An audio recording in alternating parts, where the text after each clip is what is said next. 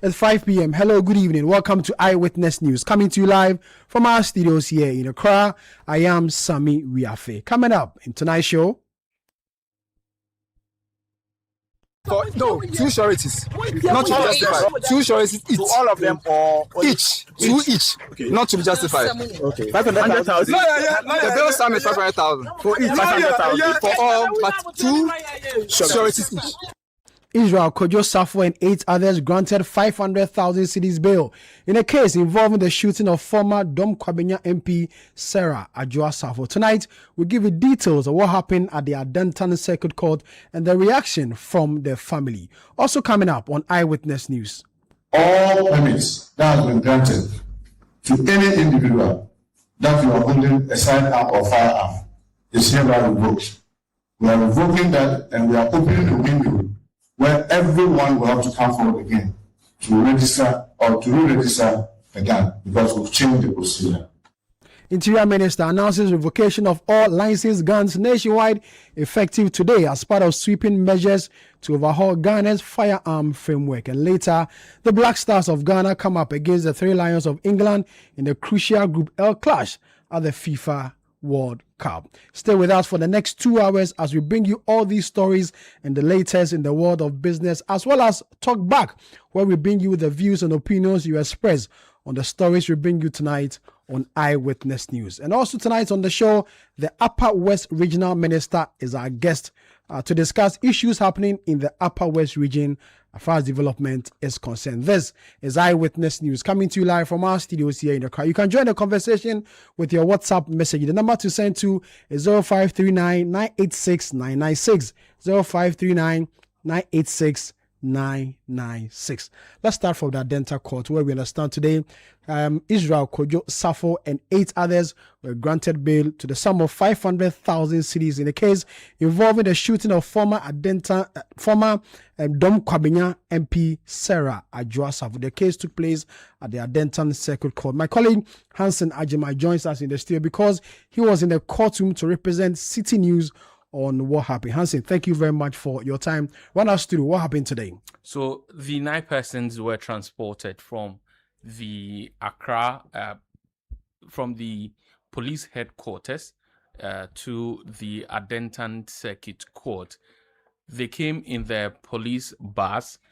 They were handcuffed together. At least they were handcuffed in pairs. 8 of them, so 2, so that's making 8. And Nana Kojo's Kantanka, he was alone, so he was not handcuffed with anyone.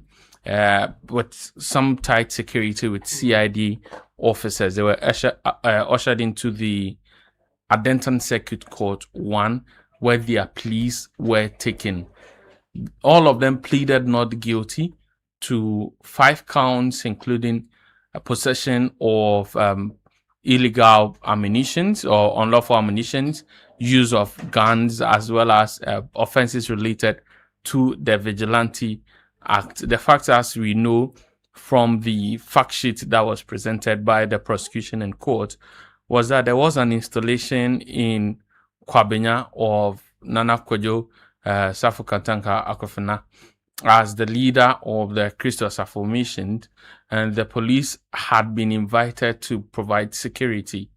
And during the process, Adjoa Safo came to the area or to the house where she wanted to access the compound with her vehicle. In her attempt to get into the building, she was resisted, and that resulted in the firing of firearms. We are told that the other 8 accused persons actually are personal bodyguards of the first accused person, who is Nana Kojo Safo Kantanka Akofena. They were granted 500,000 CD bail. So as the bail sum, that is 500,000 CDs. And from the decision that the judge made, it's for all of them.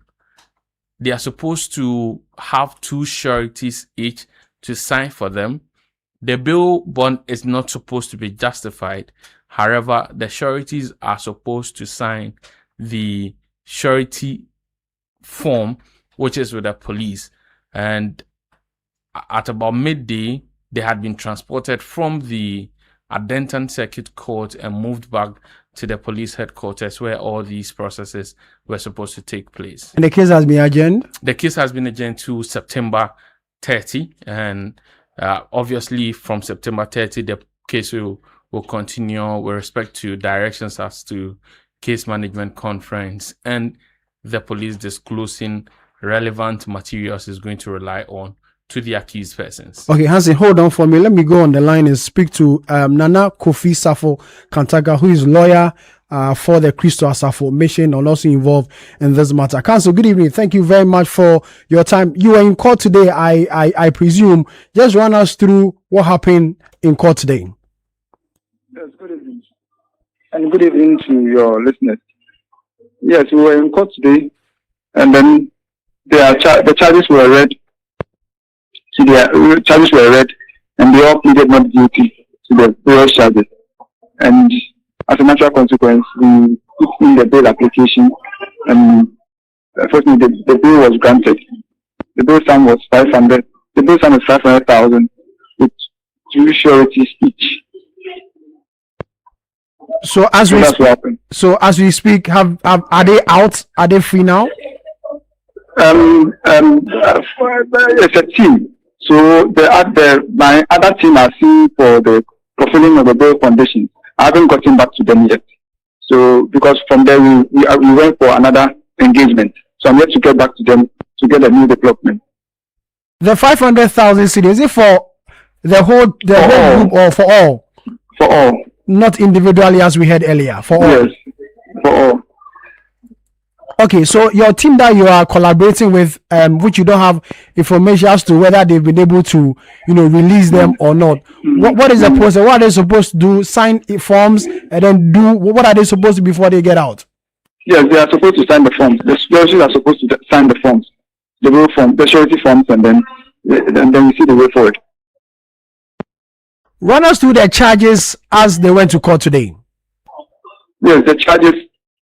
Some were prohibition of vigilante groups, and then possession of weapons unlawfully. So basically, those were the 2 charges that ran through. What explanations did they give? In respect of explanations from who? Today, the lawyers. No, we just put in the bail application. It's a bail application that we put in. So we haven't gotten to the substantive matter for us to really explain or respond to the charges, so to speak. So our role is just, for today, is to just put in the bail application for them to be granted bail. And then the next agenda, we see the way forward. I've heard a lot of people who say that the 30th September date is quite far. How do we react to people who make these arguments? The next court sitting? Yes, the agenda date. 23rd. Yes, the court runs its diary. So we don't have power over the court diary.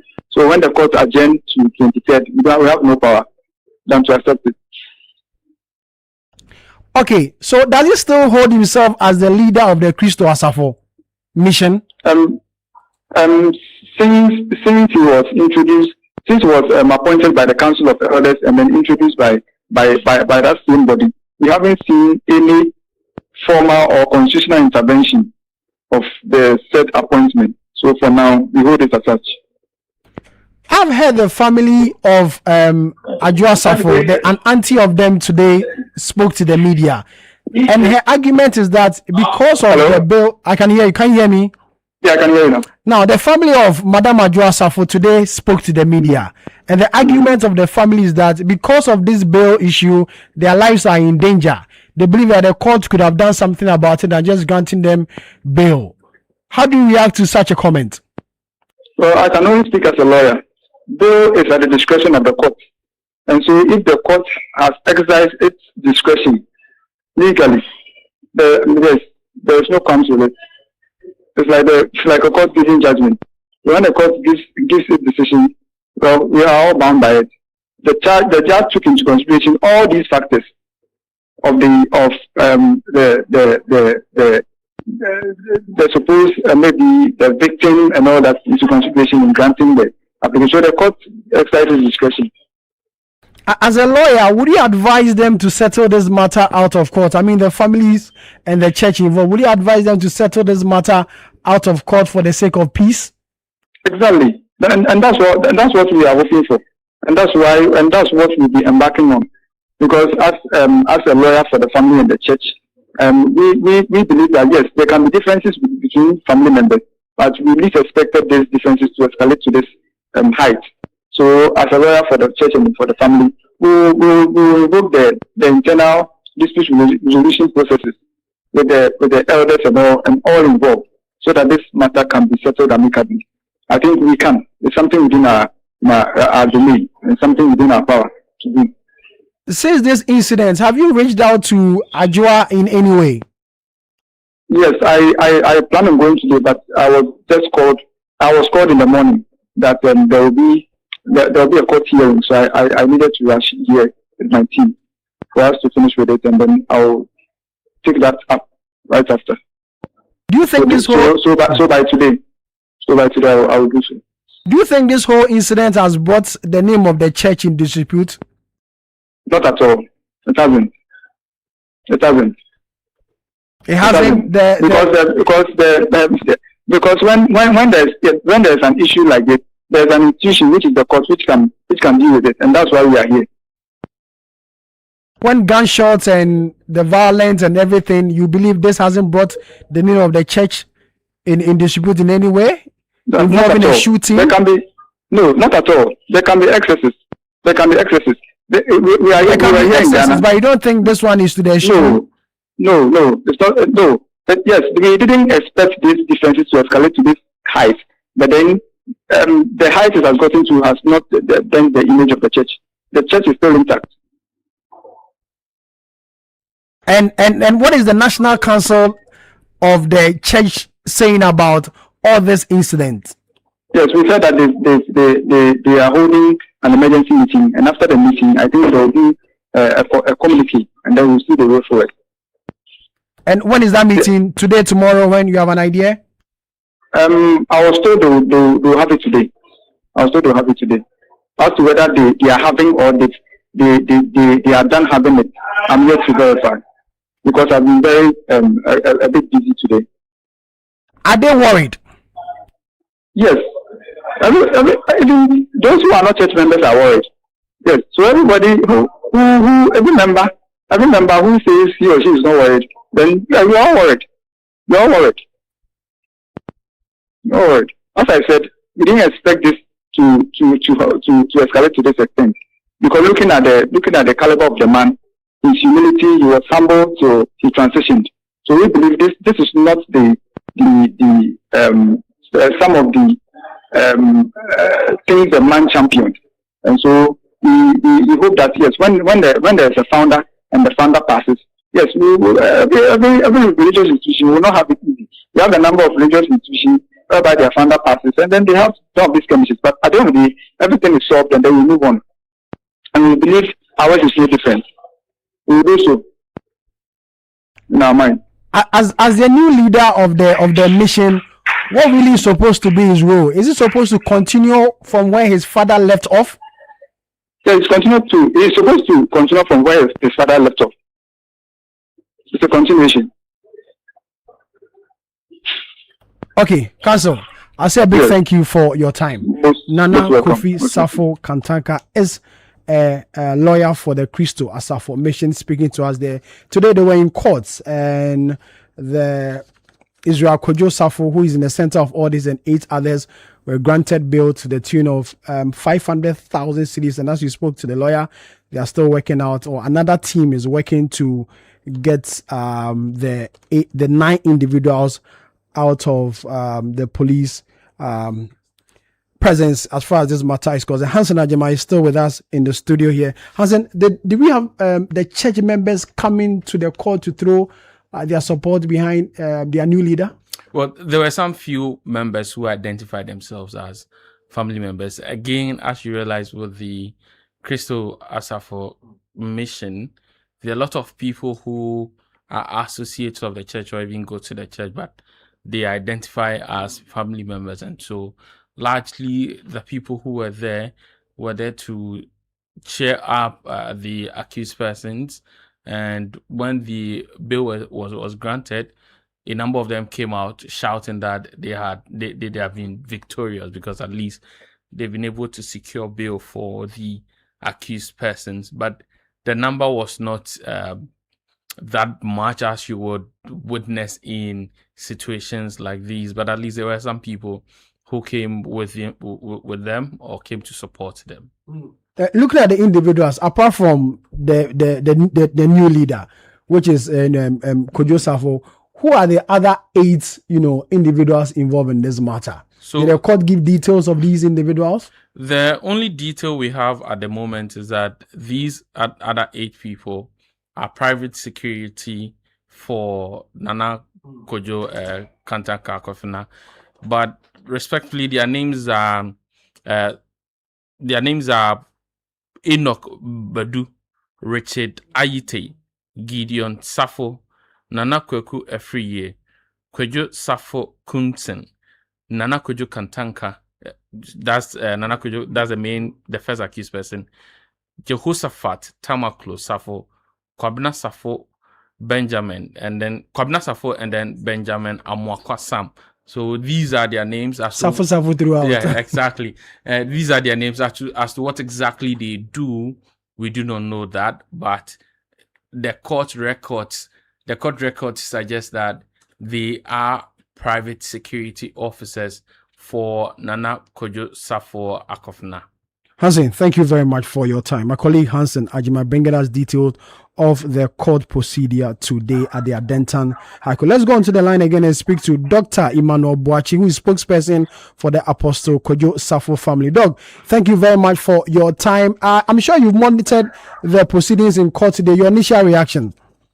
Yeah, well, you are most welcome. Thank you very much for this opportunity. Yes, we were able to monitor what really happened at court. And as we speak now, though the verdict has been given, our lawyers are studying it. They've written to the court to demand the charge sheet. What actually did they stand on in making that particular pronouncement?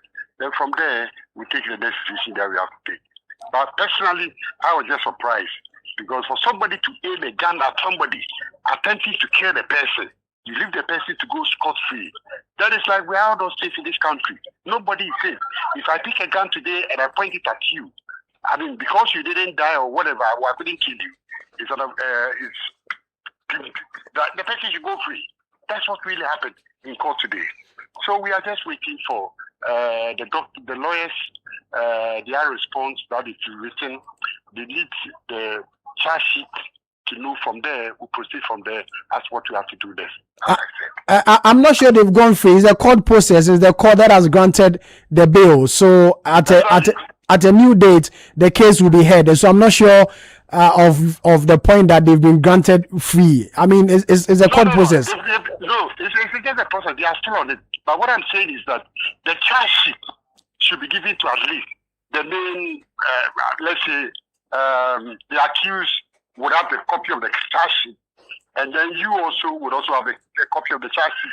So based on the charge sheet, then you definitely know exactly. As I stand today now, I don't even know exactly how. I mean, they were acquitted. In a way, granted bail. Nothing will happen to it again. Because, I mean, to point a gun at somebody, I don't know whether I get my point where I'm coming from. If I point a gun at you, wanting to kill you, and then they take me to court, and then they grant me within just 1 day, 1 or 2 days. It's very bad. Nobody is safe in this country. Yes, nobody is safe. But had it not been that God intervened, and that the brain of the bullet, 48 different bullets, any of them hits the girl, I don't know what will happen. But then what were you expecting the court to do? What do you do?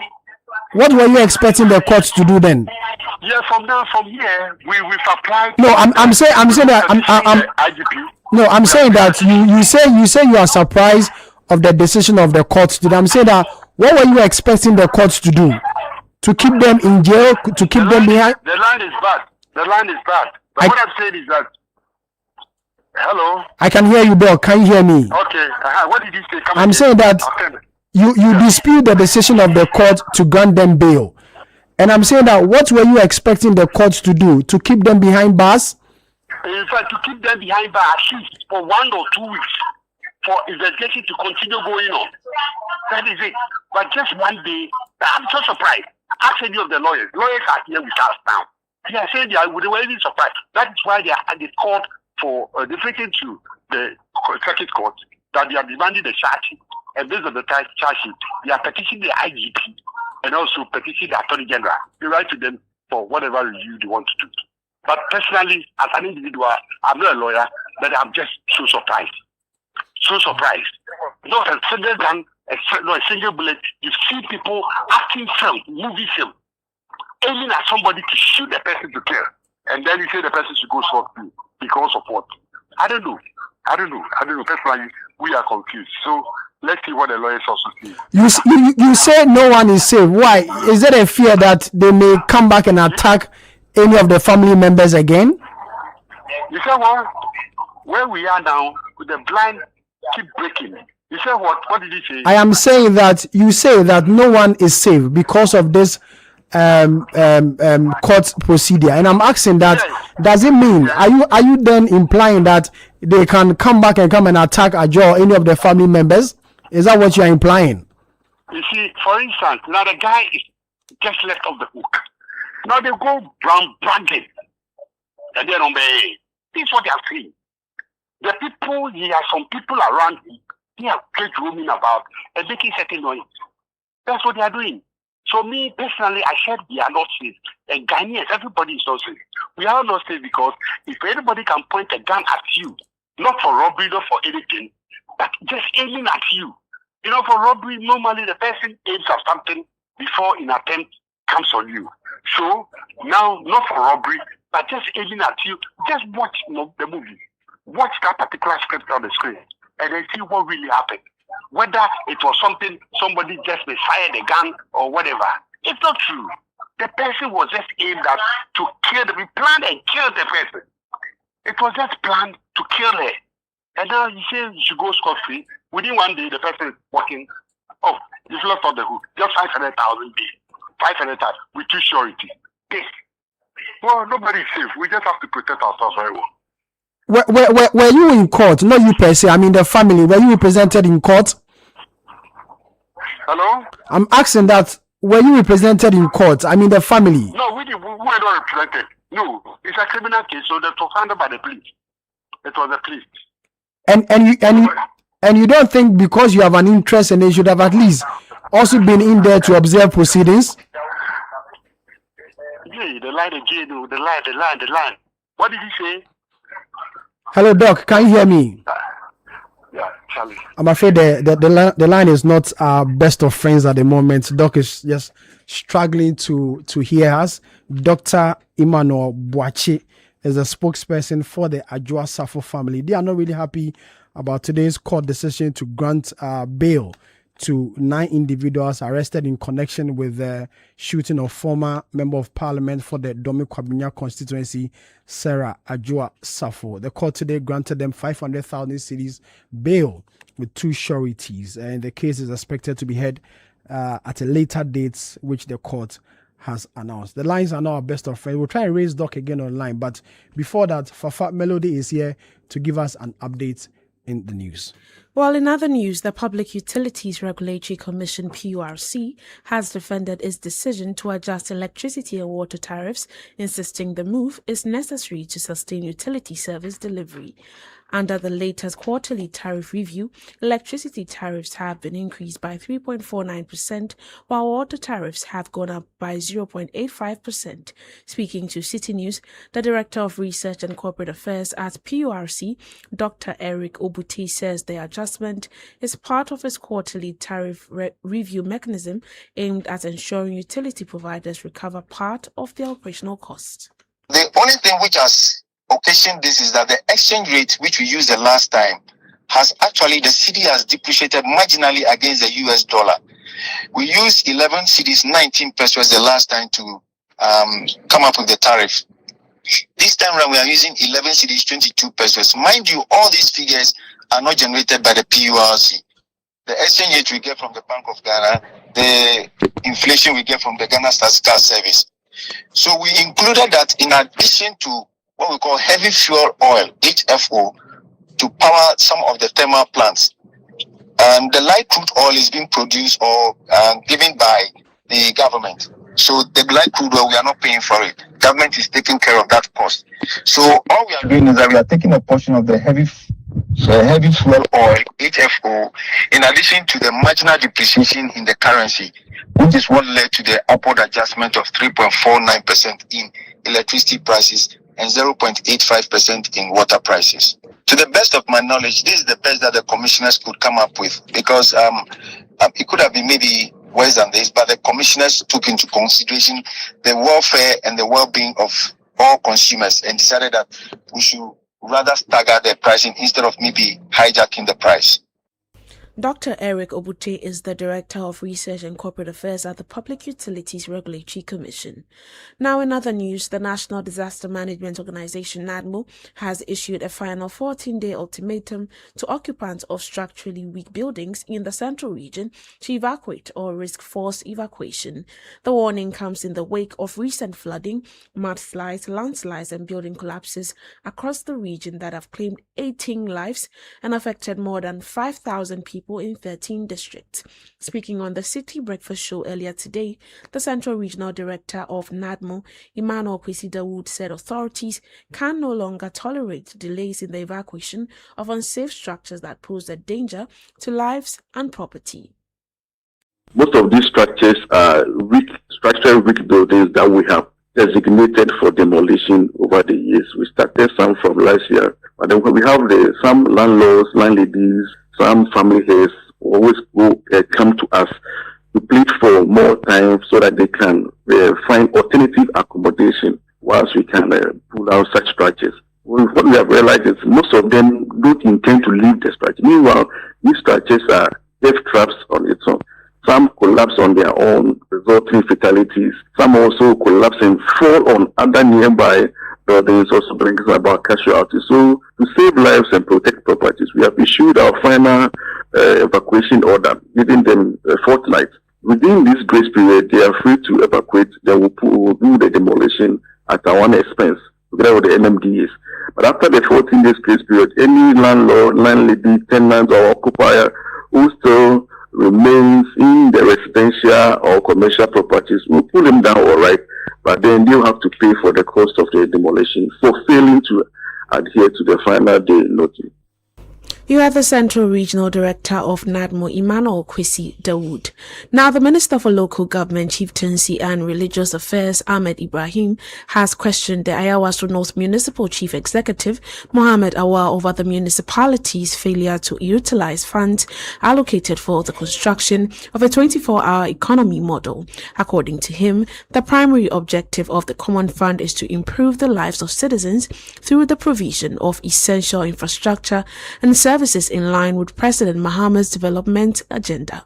During an engagement with municipal authorities, the local government minister also expressed concern that funds released through the District Assembly's Common Fund had remained largely unspent for nearly a year, while critical development projects remained uncompleted. You don't have a market and you have money, and they say build the market and you don't have land to build it. It means you don't need the money. Parliament, we approve the disbursement formula. We've approved 58 million for you. The actual releases is 42 million. You have used only 10% in 1 year. How old are you in the office? 1 year. So your 1 year salary has been paid to you. But the 1 year money to be spent on the work was not. So the people are being paid, but the people are not benefiting. Is it fair? Are we being fair to the people? You are paid, you were paid for the 1 year. You see, let me tell you, Common Fund, the impact on the people is what we will consider.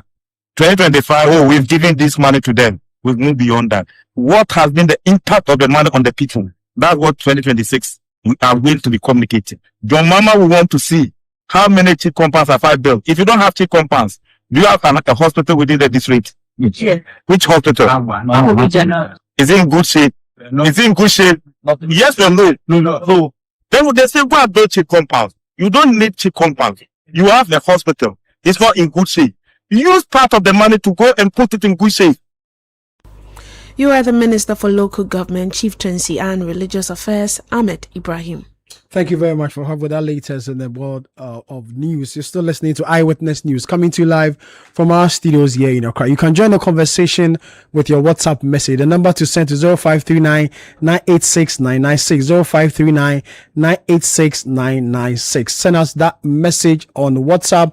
A later part of the show, we'll read it out for Ghanaians to know your opinions and views on the stories we brought to you tonight on Eyewitness News. Later, we'll be in Boston for that crucial game, the World Cup game between Ghana and England in the Group L clash later in the show. But for now, let's go to the Upper West region, because the regional minister is here in the studio with us to have a conversation on development in the region and what he's done so far since the assumption of office as the Upper West regional minister appointed by President John Dramani Mahama. His name is I'll have to let you help me pronounce your second name. I know it's Charles Lawanga. The other one Pozin. All right, thank you very much. Because how are you? How's the Upper West region? Oh, Upper West region is fine. It's calm, and the people are going about their duties. Fortunately, we had a few rains, so persons are preparing for their farming activities and all that. It didn't cause any flooding? No, in some... Because here in Accra, if it rains, there's trouble. Is it the same in the Upper West region? Not at all. In some places, we have just a few floods, and majority of ours is usually the rainstorms sometimes rip off people's roofs. That is more what we go through often than not than the flooding. Just a few places are prone to flooding. Before we start the conversation, let's talk about Black Stars. Your expectation tonight? As a former footballer, my expectations... Oh, really? What position did you play? I was playing the right wing. Okay. Those they will call it number 7. The Cristiano Ronaldo of our time, yeah. But I must say that because football is full of surprises, on paper we will say England will win. But I think that with the massive support that we all have for the Black Stars, I predict a draw. A draw? Yes. 0-0, 1-1, 2-2. I think it will be a scoring draw. Yeah. And you believe we can match England? Oh, I believe so. It's football. On a good day, England can miss several penalties and we'll get one and we'll score. So for football, it's a game of chance. I'm sure in the Upper West region, there are a lot of talents in terms of football. What are you doing to develop such talents? And so with those ones, a few teams have come up. There are a few of them in the Division 1. Some are already playing the what we call the Middle League. There's none in the Premier League? Not yet. The Upper West, we don't have any team in the Premier League yet. Have you ever had a team from the region? Which team was this? We had Upper West Heroes once played, while All Stars also played in the Premier League.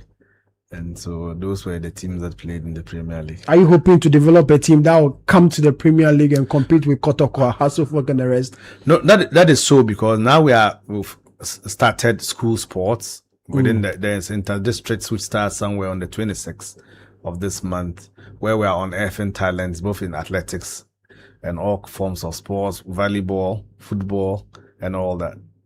When President Mahama was appointing you as regional minister, what was the marching orders? No, basically the marching orders was to first keep Upper West safe, which is security wise. Second, help in youth empowerment and development. And then the third one obviously was to put up government policy. Let's talk about the safety. What have you done so far with it? And so far Upper West is calm. We've, through the Regional Security Council, of which I'm the chairman, we've been able to put in place various measures to curb 2 major things. One is armed robbery, and 2 is illegal mining. With armed robbery, it's reduced drastically from when I took over till now.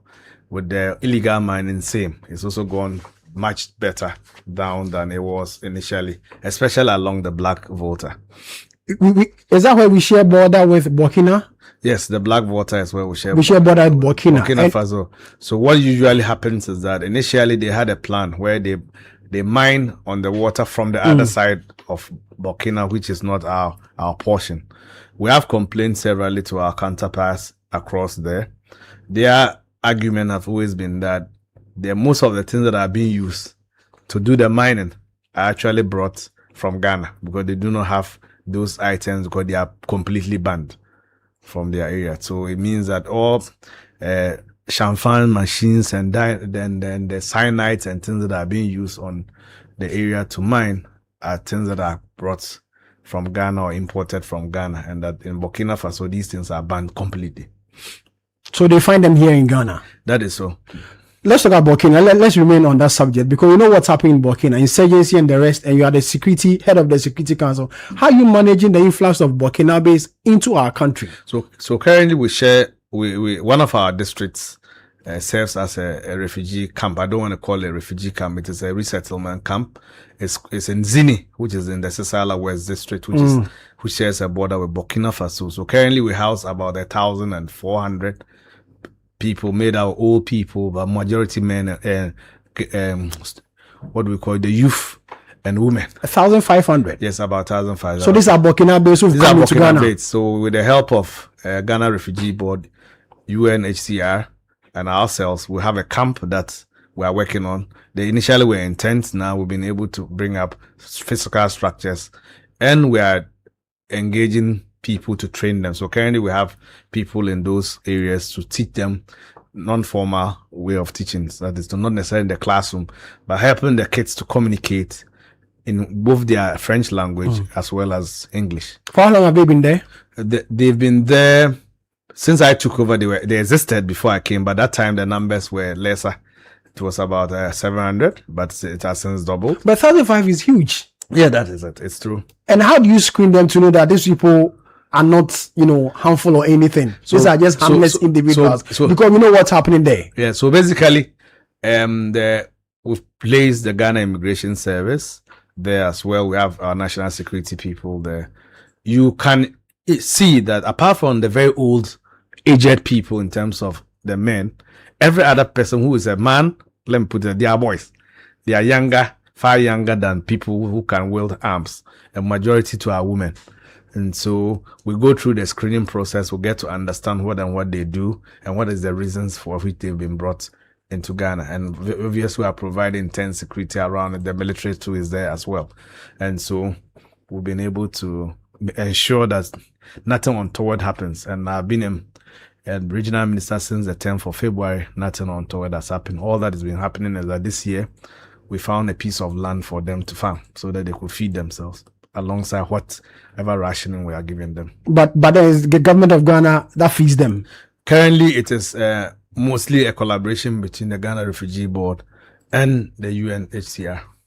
Okay, so how many acres of land have you provided for them to engage in farming? So the paramount chief of the Zini tradition has given them 40 acres. 40 acres of land? Yes. So this year, we are going to support them to do maize and sorghum. Are there more people coming, or this is the number you have? This is the number you have on your books, or there are people in there, but you do not have those numbers? Officially, all the people in the camp are the people we've registered, all of them. We know their ages, their names. So that is the number we have now. But as I sit here, I don't know whether 2 or 3 or 4 people will also equally be seeking asylum and run into the territorial area of Ghana. And so for now, we have about 1,400. So we shouldn't be worried. No cause for alarm. Not at all. We've managed them for the last 1.5 years when I came. And so I believe that currently with the other incentives that we're trying to provide, which is by way of providing basic education to them and how they have to coexist with each other and all that, as well as the community where they are, I think that is something that will help harmonize their existence. They do not want to go back to their country? They want to go back. Nobody wants to live in another person's country in those circumstances. But now that you are providing them with land to even farm, it means we are keeping them here. No, for now, we don't want, that's what we said, we don't want to call them refugees. It's a settlement camp we've provided. And what the intention is to ensure that they feel at home. If people don't feel harassed, they don't feel, they feel comfortable. They do not think about getting themselves into extremism. And therefore, that is the reason that instead of we giving rationing, why wouldn't you give them the opportunity to farm the things that they traditionally eat alongside so they can have better meals? Instead of we seeing that everybody must have a certain amount of meal or something. So that is the reason why we think that we shouldn't keep them idling. Or idle hands find jobs for themselves. So let's get the younger, smaller boys and the women who want to farm to go to the farm and see the crops grow and they harvest them. And if they express interest of going back to their country, you allow them to go? No, we do not allow them to go. We hand them over. Hand over to who? And so the Burkinabe authorities. Yeah, there's the Burkinabe authorities. That is socio-political. I can't have it discussed. Give details, yes, but there's a procedure because it is not in all the areas in Burkina Faso that there are problems. They have governors across the Joro area and the Nango area. So there's a way of doing it. Let's talk about development in Upper West region, away from Burkina Faso. Let's do the Upper West region. What are some of the challenges you came to meet, and since the 10th of February, you've been able to address? No. Basically, when we took over power, the most important thing, obviously, we all knew was how to ensure that people were safe and people had the opportunity to do whatever they wanted to do. And so the first thing I pictured, which was the biggest problem in Upper West, was the fact that our youth were involved in illicit drug use. And therefore that created a vacuum where so many of them were unemployed. So many of them had to engage in so many unnecessary things like, as I said, petty thievery, robbery, and other things. And so the first was to see how we'll manage the youth. And therefore, I had to set up a task force, which was made up of senior officers of the various security agencies. Then we introduced the youth parliaments. We've made progress. We can't say that it's completely gone, but I think that we've been able to get a lot of the young men and women off the streets and their hideouts. And so that's been progress, because you need that first. And then secondly, the target was agriculture.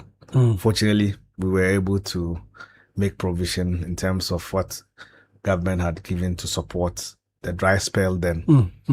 So there was a lot of bumper harvest, both in sorghum and maize in the Upper West region. So we have a maize clat there.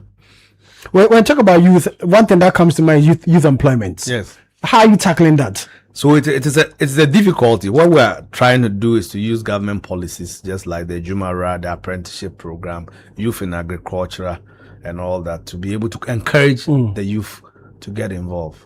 Fortunately, using the apprenticeship program, the Upper West was able to get a couple of people to be assigned to various craftsmen, as well as the Jumara program, which also gave us almost 140 persons who are now starters. Some are already starters and who were supported to be able to continue with their activities. And then obviously with agriculture too, we are encouraging the policy of even secondary schools.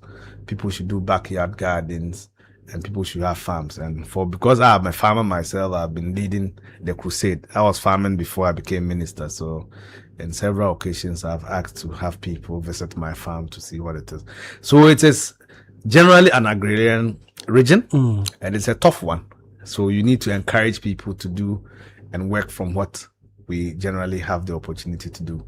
So a couple of people at a point had to run to Galamsey sites, which never existed some years ago, but people suddenly became fan of it. But we've been able to ward off most people from those sites. Obviously, it's a cabal. So when you even ward people off, what happens is that subsequently people go to mine in the night. And in some cases, we have to go and carry their bodies, and because the pits have collapsed. But gradually, the advocacy has gone down through the Gold Board.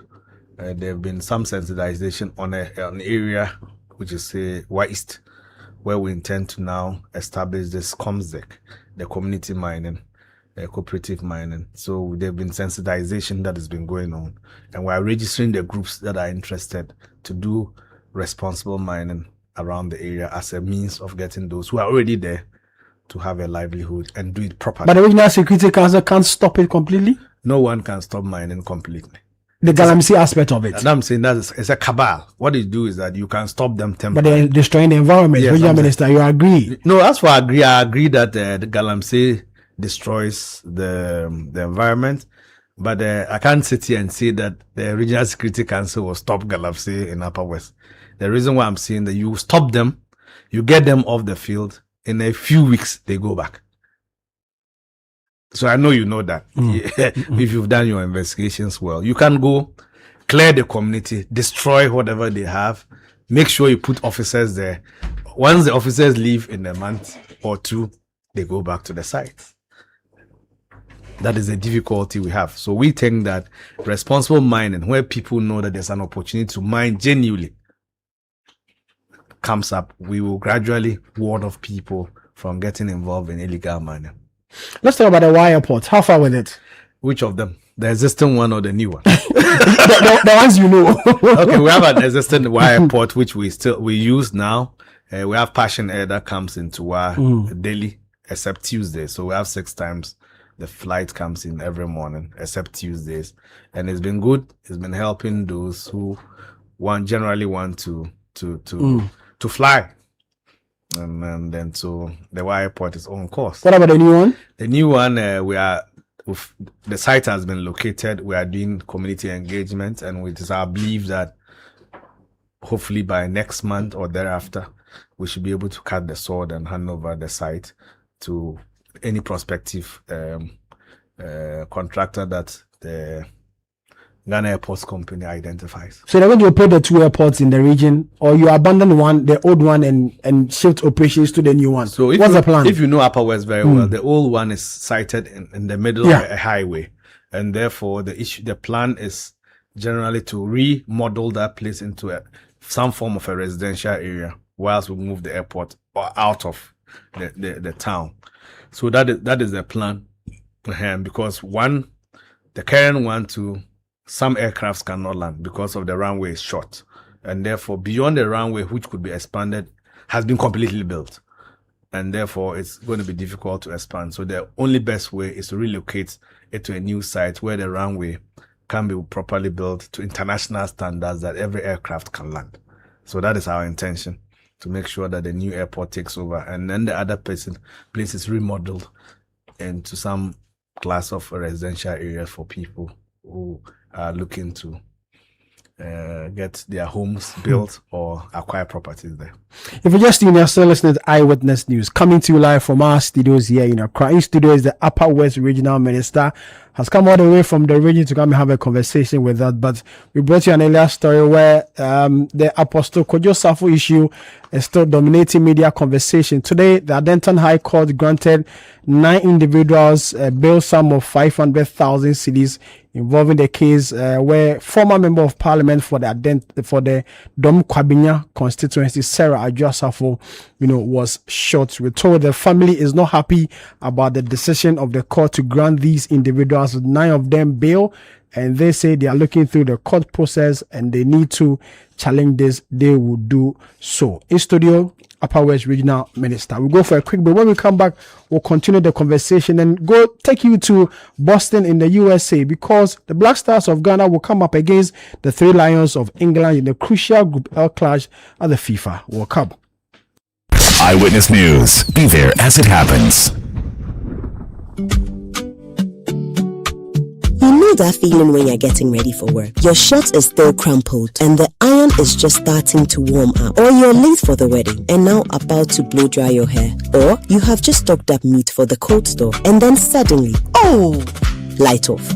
Life just keeps getting paused. But what if your roof, yes, your roof, could keep things running in your homes and businesses? With EcoBank ASAP, you can switch to solar now by getting a loan to buy solar power systems with no upfront cost and easy repayment. Power your life through EcoBank's vetted solar vendors and lower your power bills over time. Take back your power with EcoBank ASAP. EcoBank, the Pan-African bank. These days, some mattresses are being made from all kinds of unsafe materials that are not fit for sleeping surfaces. These materials may be cheap, but they can be harmful to your health. If you haven't slept well, you cannot work and think well, and you are ultimately putting your health at risk, which can cause you a lifetime discomfort and chronic pain. As responsible citizens, we should invest in safe, durable, and certified mattresses. Latex Foam remains the tried and tested brand we all love for almost 60 years now. They offer you unmatched quality and durability for every Ghanaian home. Talk to them on 0302-231-155 in Accra and 03220-29365 in Kumasi for all your inquiries, or walk into any of their outlets nationwide for your preferred choices. Do not settle for less. Go for quality, but Latex Foam, or else you do yourself. Latex Foam, your partner for life. Hello, Charlie. I'm at the library. Why do you keep calling me? Question. What's the capital of Burkina Faso? Ouagadougou. Bye. Wait.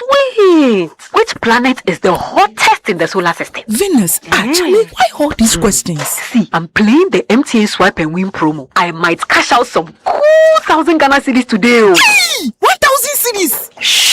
Charlie, what's the next question? Join the MTN Swipe and Win promo today. Answer trivia, end points, and stand a chance to win 1,000 Ghana cedis every day. Weekly cash of 1,000, 2,000, or 3,000 Ghana cedis. A brand new Hyundai Texan in the first 3 months, and the ultimate grand prize of 500,000 Ghana cedis. Recharge your account to qualify for the daily draws. To join, visit swipeandwinpromo.mtn.com.gh. Download the My MTN app or dial *5030#. This promo is regulated by the NLA on the Caritas Lottery platform. TNCs apply. MTN.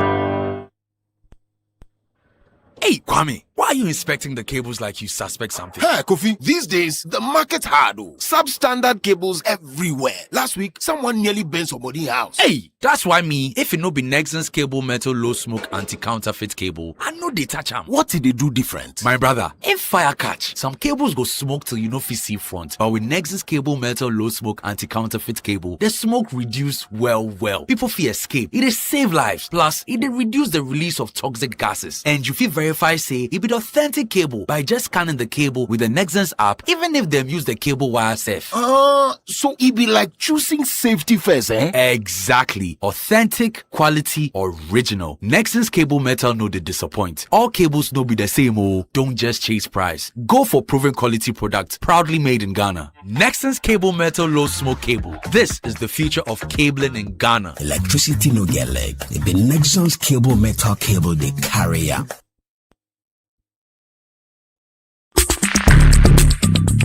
Let your voice be heard on Eyewitness News on Facebook at facebook.com/Citi97.3, Twitter at twitter.com/Citi973, and Instagram at instagram.com/Citi973 with the hashtag Eyewitness News.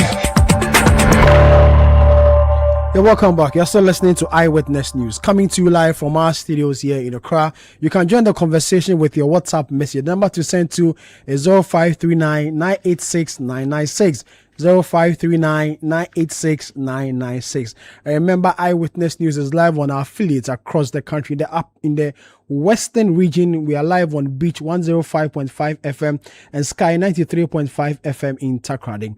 In the Bono region, we are live on Greener 95.9 FM in Sunyani. In the Afro region, we are live on Hammers Radio 106.5 FM in Goso. In the Ashanti region, hear us on Focus 94.3 FM and Orange 107.9 FM. In the Volta region, we are live on Revival 99.3 FM. And in the Northern region, hear us on Radio Bimbila 91.9 FM. In the Upper East region, hear us live on Pure 100.5 FM in Navrongo and Boga 102.7 FM in Bogatanga. In the Upper West region, we are live on Tunson 97.3 FM, and the regional minister is still here with us in the studio for a conversation on development in the Upper West region. Minister, thank you for still staying with us. Let's talk about infrastructure development in the region. Let's talk about roads, the roads network. So basically, we had inherited a poor road network. Government had inherited a poor road network. Fortunately for us, 2 of our major roads are currently under construction under the Big Push, and 2 others have been mentioned to be part of the next phase. So we have the Sogla Tona Wa Road, and then the Wa Heng Tumu Navrongo Road. So currently the Watumuhen Navrongo Road, majority of it is being worked on. 3 of the contractors are on site. Okay. And then the Sogla Tunawa, the contractor equal is on site. Though generally the pace is slow, but we believe that it has still been made more. How many kilometers? It's 97. 97 from Sogla to Wa. It's 97 kilometers. And we believe that by next year, we should have it asphalted. But that is the contract that has been awarded to the contractor. Aside these 2? So we have another one on what we call the Yala Road. And it's also towards northeast. It connects northeast. It's also under construction. There's another one that will pass through Nablo all the way to Fumbisi to Sandema. That will be in the next phase. And then we also have Wa to Hamle, which will also be in the next phase. What about the inner roads in the regional capital, which is Wa? Are they okay? Are they in good shape? Yes, the majority of them are tarred. A few of them that are untarred are being constructed. We have some in where we call the Kwagru Extension residential area, made up of some inner roads amounting to 5.5 kilometers, which are under construction. We also have one on the other extreme, which is towards what we call the Senate into Bamahu area, which is also about another 5.5 kilometers, which is also under construction. So they are doing the culverts and then the gutters before they apply the bitumen. So progress is being made in terms of roads within the regional capital. And you believe that by the time the 4 years of President Mahama is over, all these major roads will be done? That is our hope, because each contractor, when they sign the contract, they undertake to finish in 24 months or 36 months. And so we believe that the first group should be done sometime next year. And then those that will take up this year will be done sometime in 2028. And as Regional Minister, do you supervise them? Do you go to site from time to time to check their work? Yes, I do. So my next supervision is on the 2nd of July, where I will do the Sogla Tuna stretch, and I'll equally come and do the Navrongo Tumu Heng to Buse stretch. Let's talk about health infrastructure. I know the Wa Regional Hospital is the biggest health facility in the region. Yeah. Are there other health facilities? So generally, almost all the districts have some form of a health facility, either a district clinic or a district hospital or a clinic. There's one in the Wa Municipal, which was originally the regional hospital. It's been converted as the municipal hospital. Then the regional hospital being the referral. Then there's a district hospital in Nadoli. Then Japa St. Joseph has one of the best and big hospitals but mostly it's owned by the Catholic Church, but it has a lot of opportunity available for persons who are unwell. And then there's a polyclinic in Heng across board. So we have various health facilities. There's one polyclinic in Babli, and there's a Laura District Hospital in Laura. Nandom, there's a district hospital in Nandom as well. So if you watch how the hospitals are placed, there's access among the 11 districts and municipalities that we have in the Upper West region. Agenda Wawa started. Do you have any of them in the region? Offered, yes, we have 2. One in Wa West, and one in Dafiema, Buseisa, which we call DBI. They are under construction until currently that they are on hold for various evaluations to be done and re-awarded to either the existing contractors if they can, or new contractors if the old ones fail to meet the requirements. Education, because is what a lot of people talk about and are worried the most. Let's talk about education in the region. So I believe that in terms of educational infrastructure, it is one of the biggest. We've done tenders and awarded contracts of 86 projects across all districts in the Upper West region. This runs from secondary schools, structures, through to basic and to kindergarten. So we have some for kindergarten, some for primary, some for junior high, and some for senior high. The total 86 projects from Get Fund. 86 projects? Yeah, from Get Fund. So they are the largest group, and they are across the entire Upper West region. Every district, at least, have had the opportunity to have a project. That's interesting. Under Get Fund. Under the Get Fund. And I say so because I'm the head of entity, so I know that. Well, what about basic education? Because we the last time we had reports that there are some structures, in deplorable states in basic schools. What are you doing about those ones? So basically what is happening is that some are being rehabilitated, some also fall under the municipal and district chief executives who they use their common fund for purposes of doing the rehabilitations. And so gradually we are rehabilitating and also building new ones in the region. And so I believe that what we need now is incentives to be able to keep teachers within the various localities, especially the rural areas, so that you don't have one school that has just 2 persons teaching all subjects. So we are hoping that with the new opportunity to recruit 7,000 students, even if they give teachers, even if they give us 500 or more and post these people into the rural areas, it will help bring up basic education within the Upper West region. Let's talk about you. You are currently the regional secretary for the NDC in the Upper West region. Is that it? That is correct. This is my second term, almost done. You intend to seek re-election? Not at all. I'm not contesting for regional elections any longer. So you will still remain the regional minister? That is correct. If at the behest of President John Dramani Mahama. How is the NDC performing in the region? The NDC is doing well. I remember when I took over in 2018, then we had only 6 seats. The MPP had 5. In 2020, we moved to 8. They moved to 3. And in 2024, MPP has 0. And the NDC has 11. So the NDC is doing well in the Upper West region under me as regional secretary and administrator of the party. You think MPP will never have a chance again in getting any seats in the region? They can, if only we fail to be united.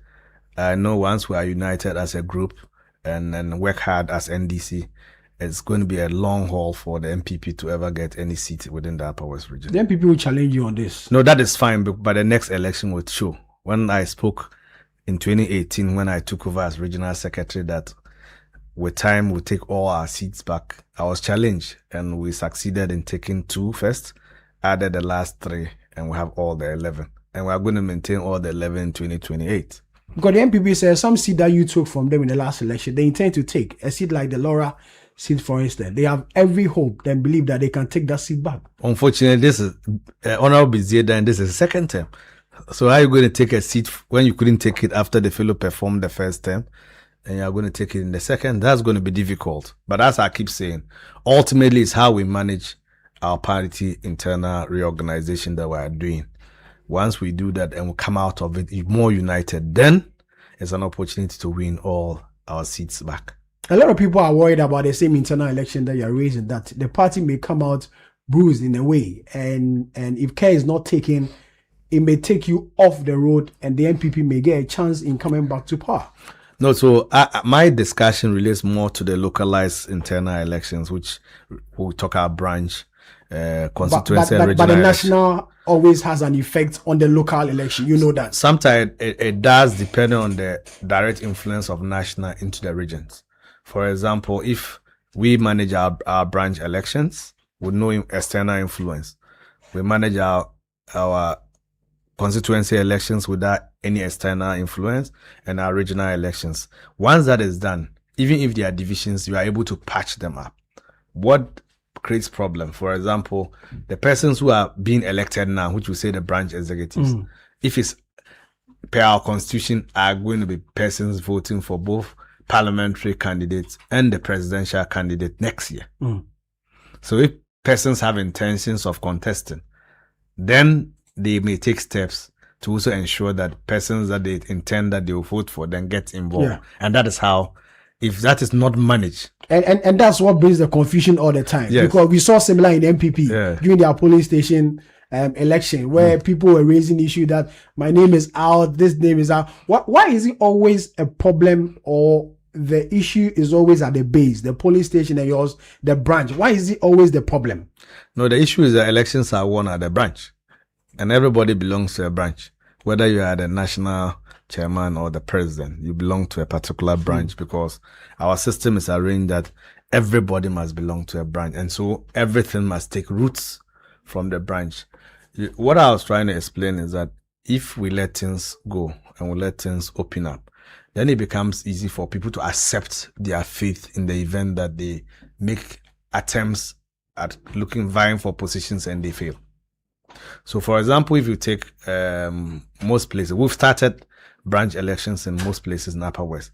Since we started on the 20th, today is the 23rd. I haven't heard people making complaints that they've been prevented from contesting or they haven't had the opportunity to contest. So once you have this clearly as a base, then people go to the branch election. When they lose, they're happy that they were given the opportunity. But where people decide that they will limit it to the existing 9 and prevent new persons from coming, that starts the agitation. So for now in Upper West, I'm clear in my mind that what is going on currently, which is in the last 4 days, and the reports I've received, shows that we are on course. And so I believe that it continues till the 11th of July. You keep mentioning influence, but people influence this election? External influence. What it is that in every election, there's a cycle and there's a chain in terms of how it's done. And when I say influence, for example, we have people from various regions or various communities who live in Accra or Kumasi, but remit to their families at home. So it's a form of influence. The fellow could decide that for my community or village account, my branch, this is where we are going. Though he's not a branch executive, but he has some form of influence.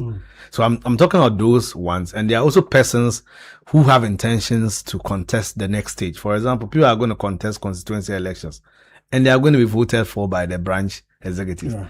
So everybody's trying hard to get people they think will be their favorites. So it's another form of influence. People will be going for regional elections. They want the branch the constituency executive will vote for region. But you can then start now by getting your people to be voted for constituency to be able to come to region. People are going for national elections. The constituency, the region that will come and vote for national, and other stakeholders. Then it's the same. People are going to go for parliamentary primary and presidential primary. Is the branch that will vote because people are interested. So I'm saying that it is the individual interest that sometimes lead us all to this disunity. But it is genuine. It is a human institution. You can't do anything about individual interest. People have they only compromise when it becomes collective. And when it's collective, what are the compromises? Have the parties sat down to speak to each other? If they do, that is fine. When people feel that they had the opportunity and they didn't get involved, or they never had, they didn't win, they believe that genuinely they lost. But any other thing that make people lose and they feel that their hands were tied behind them, then lead people who don't have, let me put it this way, who don't think that maybe it will be my day someday, will start then creating problems within the various constituencies. Since you are not contesting again as regional secretary, what sort of person are you hoping to replace you? Because you in 2018 got a number of seats and now MPP 0 in the region as far as parliamentary seat. You expect this legacy to continue. What kind of person are you expecting to take over from you to maintain such a legacy? So it is my hope that all the persons that will come out to contest the regional elections, we should be able to engage each other. And that is what I intend to do, to be able to compare each other's strengths. You see, what it is that I wasn't cut out for regional secretary, but when I started, I was able to succeed. So the best thing is for you to have a more reserved and a listening ear across board. And that way it helps you a lot in terms of managing the expectations of people and resolving people's problems. So critically, the first kind of person I think should be regional secretary must be somebody who is reserved and doesn't lead the rioting. Because some people just don't have the acumen to be able to hold themselves patiently for events to unfold, for decisions to be taken. So I need somebody who is more patient, who is more resolved, and who likes to arbitrate among persons. That kind of person is the one that I think should be the next regional secretary for the Upper West, because Upper West has its own volatilities, dynamics when it comes to their politics. Volatility. So sometimes you don't have that kind of reserve acumen, and you also equally have to cock your ears, because what I hear on social media and the attacks, if you want to respond to everybody, you end up not doing the work. So we need somebody with a lot of patience to be our regional secretary. You have anybody in mind? Are you training anyone to take over from you in this position? I was training somebody. Unfortunately, he became municipal chief executive, my then deputy. So we are both out. He's become the mayor of the one metropolitan assembly, which we are yet waiting for the instrument, but it's one municipal assembly. He's the MC. Because he was my deputy for the 2 terms, so it was important that I trained him. But unfortunately, we are both lucky to be appointees of President John Dramani Mahama. So now you don't have anybody in mind, all play for all. Yes, because it is late to groom any other person in my mind. But I observe, I've worked with people, but as we said, some people must demonstrate interest first. You can't go pick somebody you think is fit if the fellow doesn't have naturally the interest in running a political party in the region.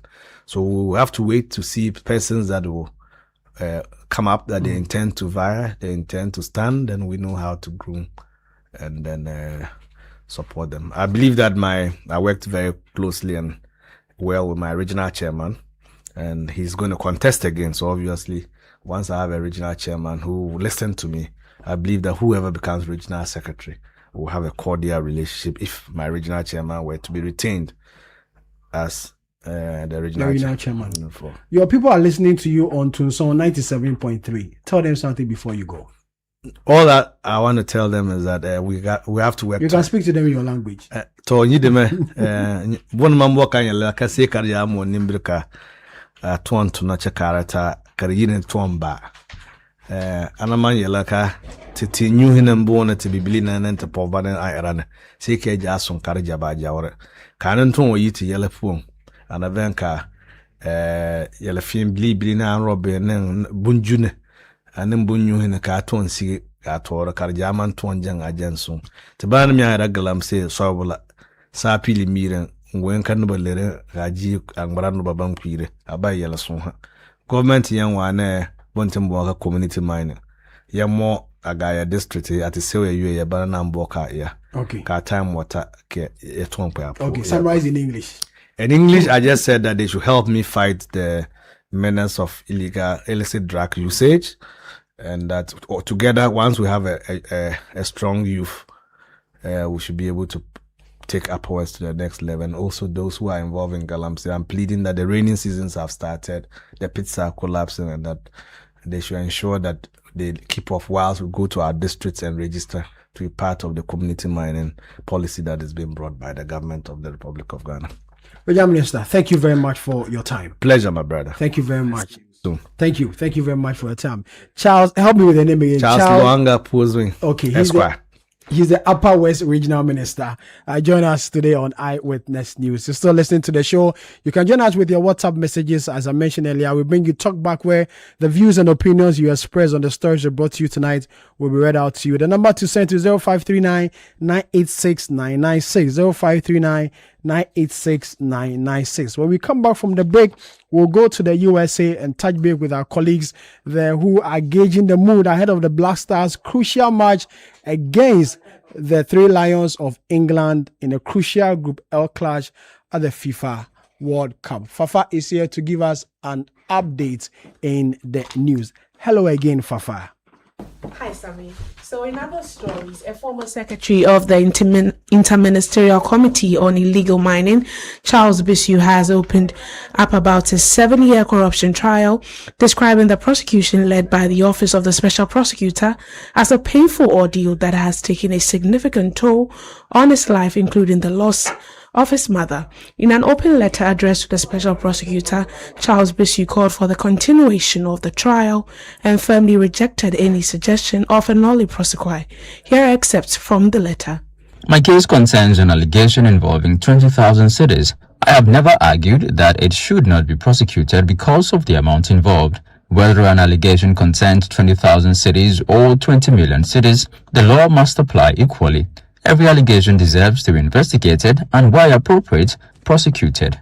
These are matters that deserve to be tested in open court. The courtroom, not the court of public opinion, is where evidence must be tested. After everything that I have lost over the past 7 years, I do not want this matter to end through a nolle prosequi or any other process that denies the court the opportunity to determine the truth. I do not support a nolle prosequi.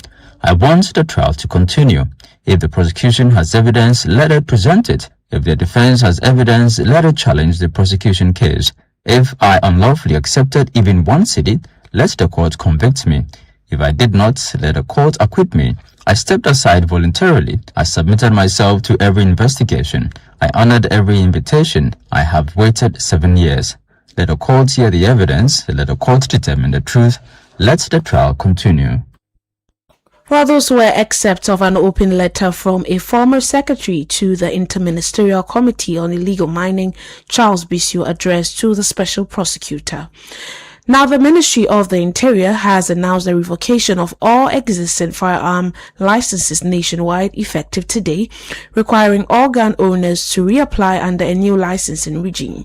The move forms part of reforms aimed at strengthening gun control and enhancing public safety. Addressing the media in Accra, Interior Minister Muntaka Mohammed Mubarak expressed concern over the misuse of licensed firearms for purposes other than those for which they were originally approved. The very affluent that come forward to register sidearms or firearms are now using them to commit suicide. In the last 2 months, we've seen increase in such individuals committing suicide with firearms that are registered. Because of that, from this afternoon, all permits that have been granted to any individual that you are holding a sidearm or firearm is hereby revoked. We are revoking that, and we are opening the window where everyone will have to come forward again to register or to re-register the gun, because we've changed the procedure. We realized that there's a shortcut in the registration procedure that will be useful. Some will say that why not wait till December? In 6 months, we will still save a lot more life. We've seen that people with mental health had already gone through and have the sidearm. Now we are introducing mental health. Before we give you the sidearm, we have to be sure that you have the mental stability to hold the firearms. We also realize that people who are on drugs are also holding the arms, and they are legitimate because it's been registered. Now you have to go through drug tests to be sure that you are not on drugs before you can hold sidearms. Well, the minister also disclosed plans to destroy more than 2,000 firearms surrendered or seized under the government's gun amnesty program. Of the post-amnesty measures, government will organize the 8th armed destruction ceremony on Thursday, 9th of July 2026 at the Police Depot, Tessalon, Accra at 10 a.m. At this event, over 2,000 seized and surrendered firearms will be destroyed. Let me also emphasize that the private sector organizations are prohibited from possessing or using firearms in accordance with Regulation 30 of LI 1571. What we notice is that people come forward to register private security organization. We grant them the permission, then they take individuals within their organization to register firearms as though they are using it for self-protection, and they ended up using them for the organization. You are the Interior Minister Muntaka Mohammed Mubarak. Now, in other stories, the president of the Greater Accra Market Association, Mercy Afro-Wanijan, has expressed support for the Accra Metropolitan Assembly's Makola Market Redevelopment Project. The redevelopment will improve business activities, enhance safety, and provide better facilities for traders and customers. Speaking at a press briefing in Accra, President of the association described the project as a major step towards creating a modern, safe, and better trading environment for traders. Accra want development. I'm the president of Greater Accra. How can you be president without any development in your judiciary? We want development. They will put this thing down, put a modern type for us. nobody will be sent away. They have been given 2 places, community center, Rollins Park, and the body say, nobody stops you, but the place is there, is waiting for them. Whoever is ready today, we can take them to the place to register. Nobody is sending anybody away. That was the president of the Greater Accra Market Association, Mercy Na Afro-Anijan. However, reactions among traders remain divided. While some traders have welcomed the project, others say they are not aware of the details and therefore do not support it. Sure. Your name? I'm Samuel Quintin Kofi. You are not in support of what happened yesterday. Not that I'm not in support. But after the demonstration, a petition was delivered to the... Well, we had some traders of the 31st market speaking to Citi News. Eyewitness News. Be there as it happens. Frustrated with outdated banking experiences? You deserve an app that makes your life easier, not harder. Say hello to the CBG mobile app, your new cool way to handle everything banking. With biometric security, lightning fast mobile money access, and one-touch bill payments, banking has never been this smooth. Stop imagining when you can live a life where your entire banking world is in your pocket, ready whenever you need it. No stress, no fuss. Don't settle for less. Experience a more superior, convenient way of banking today with the CBG mobile app. Banking made cool, fast and secure. Welcome to the good life. CBG. We stand with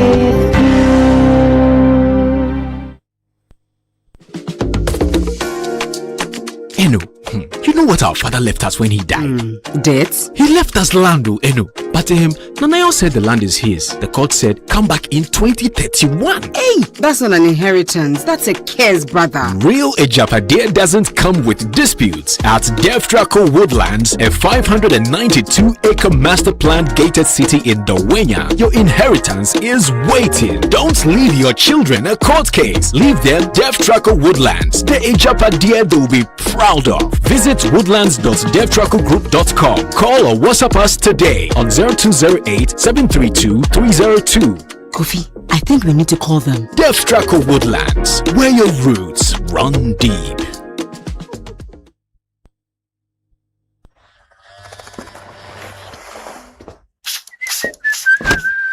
Charlie, trim I'm nice. I get some serious meeting. Allah, motion. But Charlie, no credit today. Oh, but you relax. More day. Hey, what funny. Yes, so I borrow small, sort myself out, I pay back. We move. Spot there. Ah, Charlie, you sure see you they pay back? Yes, so that anytime somebody else they need them, more day. Be like I for can't borrow some more. Hey, you this boy. Don't go there and disgrace yourself. Allah, motion. Responsible borrowing be the real flexo for today's needs and tomorrow's dreams. Borrow, sort them, pay back. Momo Day.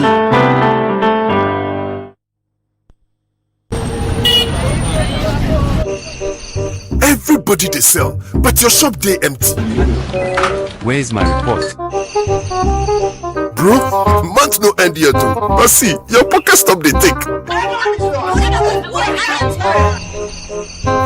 Another emergency for the house. Come get ideas. Ideas go kill them.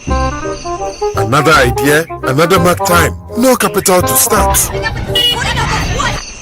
For some people, this silence no be peaceful. It be money matter.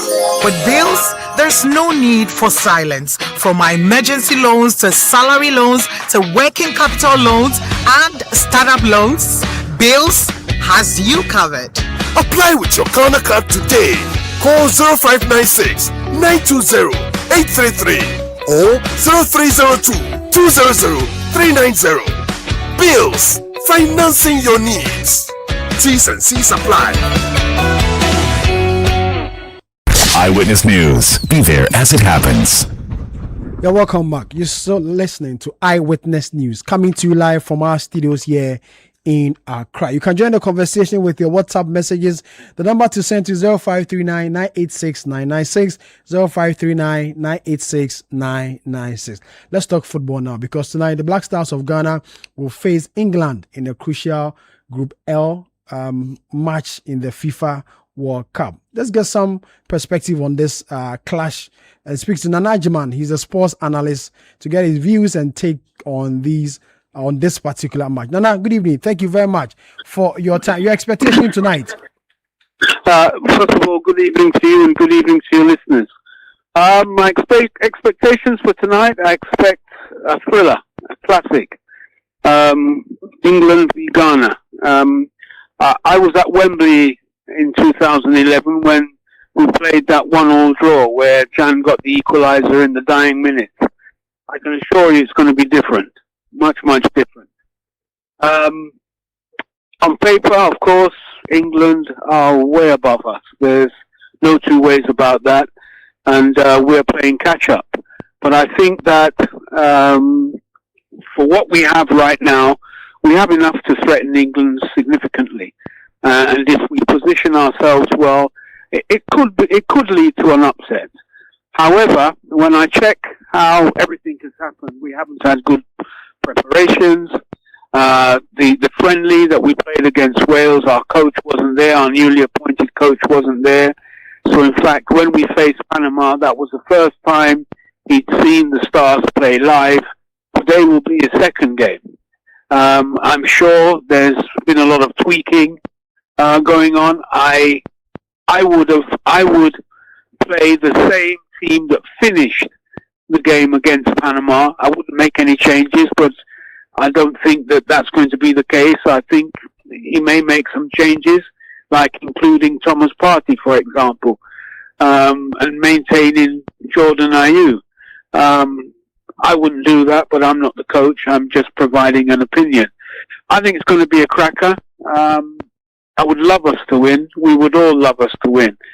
But I've got goosebumps and I'm shivering a little because I know it's a very hard mountain to climb. Seriously hard mountain to climb. What should be the approach from the Black Stars going into this match, since you say it's going to be a difficult one? Well, I don't think we need to stand off and absorb pressure. I don't think we need to do that because essentially they will force us into errors that will lead to us conceding goals. I think we have to high press them. I think we have to press them on the right-hand side and the left-hand side, especially O'Reilly, who's on the left. He's dodgy to me. And also pressure Pickford. In the first game, he was like the weakest link. I think we must high press them without giving too much away. It must be sensible. It must be disciplined. It must be tactical and technical. But I think we've got to press them and force them into mistakes. If we allow them to play, it's going to be a different kettle of fish because, the coach is keen on ensuring that defensively we are strong. And it's clear that he's into swift transitional breaks. But at the same time, that means that you've got to absorb. That means that you won't have the ball. That means that the England side will be making themselves very comfortable, making runs from deep, diagonal and what have you, and testing our mettle. I don't think that's the way to go. And above all, we must stop Harry Edward Kane. That's a big one because this player is like probably one of the best strikers in the world today. We must stop him. We have to stop him. And on top of that, look, they've got Saka, they've got Rashford, they've got Anthony Gordon, they've got Bellingham, they've got so many stars, so many very, very, very good players who individually can turn the game on its head. So it's going to be very tough. It's going to be very, very tough. But you see, for me, I'd rather see a good performance and a loss than a poor performance and a win. Not that I won't accept the 3 points, because I'll gladly accept the 3 points. But as you move further into the competition, there's no room for lackluster performances at all. You just seriously get punished. So I'm hoping for the best, to be honest with you. I'm really hoping for the best. Nana, we are all hoping for the best. Thank you. Thank you very much for your time. Nana Jiman is a sports analyst. Let's speak to Godfred Akoto-Boafo, our very own Godfred from the US, Boston to be precise, at the camp of the Black Stars. Godfred, thank you very much. For Nana Jiman, it's going to be a very tough match, and he's expecting that, the Black Stars will pull something through. From your interaction with the Ghanaian officials there and supporters, what are their expectations? Are they also predicting a tough match? Well, I'm at the stadium at the moment, and I can simply tell you we are outnumbered 20-1 in the supporter side. But every single Ghanaian supporter you meet has a certain level of optimism about what is going to be the outcome today here at the Boston Stadium. We went by the team hotel a bit earlier. A lot of fans were there singing and cheering. The players at the time were upstairs. They left after we had left for the stadium. But generally speaking, the build-up to this has seen a quiet confidence around the team. When you talk to some of the players, they tell you, look, it's not going to be the kind of game everybody is predicting it's going to be. What that means, only they know. But I can tell you, there's a very quiet confidence around the team and what they expect the outcome to be today. And what outcome are they expecting? A win for the Black Stars or a draw? Because here in Ghana, a lot of people are predicting at least a draw. Well, then we can say the optimism is shared from Ghana all the way to Boston, because I don't think that any of the players I've spoken to have said they're going to lose this game. From Papa Rahman to Brandon Thomas Asante, who I spoke to about 2 hours ago, most of them are saying, look, things are going to happen today. How it's going to happen, they don't care. But in the end, they are saying they're not going to lose this game. What should the approach be going into this game? It should be different from the Panama game, right? Yeah, I listened to the Najman and I understand where he's coming from on this. For Ghana to be a lot more pragmatic on the ball, for Ghana to force issues a bit rather than what we know to be Carlos Queiroz' usual tactic of setting up his team to absorb and then hitting the team on the counter. I don't expect him to change. I expect him to set up the team in such a way. But the good thing for him is he has certain key components coming back. That might make things a bit easier when it comes to absorbing the pressure. Of course, we are expecting Thomas Partey to start. It is not automatic, but it's an expectation that Thomas Partey returns to the team after not being able to make it into Canada. There's also an expectation that there's going to be a tweak up front, either with Iñaki Williams coming in to support Jordan and Antoine Semenyo, or Brandon Thomas Asante also coming in. However these changes contribute, it will be a lot more different from what we saw in the game against Panama. One thing that has also changed the dynamics in this game, Sam, is the fact that Ghana is not chasing its first points. Ghana actually has 3 points on the table, and this is tournament play. So although it's against a favored rival, you also play the long game of not showing all your hands at the same time, and I think that is what we are going to see. There is a lot of danger. Nanajman mentioned Harry Kane, pretty much the best pure finisher in world football, operating in the top 5 leagues at the moment. You don't want to give him too much. There are a lot of ways he can hurt you. But I also think genuinely Ghana has a lot of ways they can also hurt this English side. So in the end, it's not balanced, but again, quiet confidence. I heard the English coach in a press conference yesterday and says one of the advantages of this team is their counter-attack. You think it's something we should take advantage when it comes to this particular match? Yeah, I think that's why I was saying that what Ghana is going to do is not going to be a surprise. Everybody knows what Carlos Queiroz wants to do and how he does it. Playing against it is different, but everybody knows what he's going to do, which is why Thomas Tuchel spoke against it. If he has Antoine Semenyo, if he has Iñaki Williams or Kamaldeen, the thing is, Ghana has too much speed up front not to play the type of game that everybody expects. That's quick counter-attacking game. But the dynamic that is changing is how the midfield will play today. If the midfield are able to hold the ball at least a bit longer than what we saw against Panama, this could be a very uncomfortable afternoon or evening for the Three Lions of England. If the English coach identifies a counter-attack as our advantage, you don't think you can come in with a formation that will neutralize it, that will make it not work in a way to the advantage of the English in this match? Oh, I think that is just the nature of football, Sammy. They will come in to neutralize our strengths. We will also go in there to neutralize their strengths. I'm sure Carlos Queiroz has sat down and found ways to deal with Harry Kane. He's perhaps tried to find ways to deal with England and their set pieces because they are very good at set pieces.